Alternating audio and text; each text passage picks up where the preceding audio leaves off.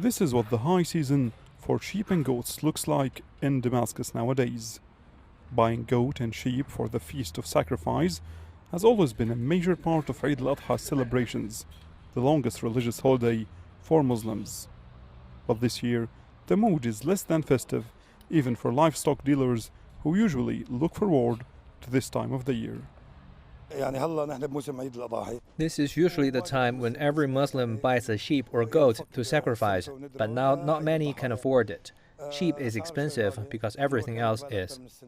The prices are higher than last year, but we try to keep the tradition.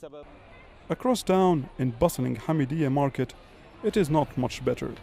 Shops struggle to stay open as people limit their shopping to essentials.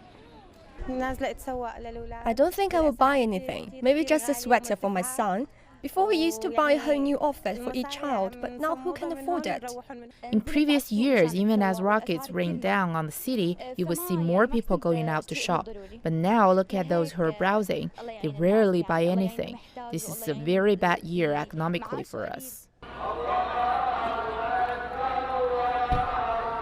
As night falls on the capital and the center of its old city, the Grand Umayyad Mosque lights up, preparing for the main event.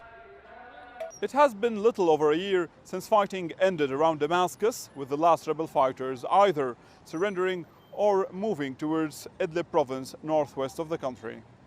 But the end of hostilities did not bring about the promised prosperity.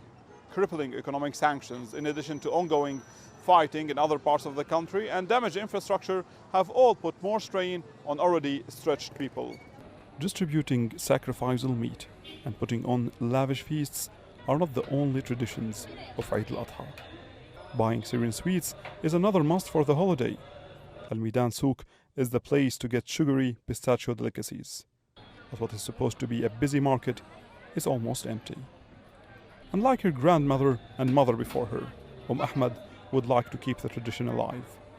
But the stay-at-home mom is coming to terms with the fact that these are more difficult times.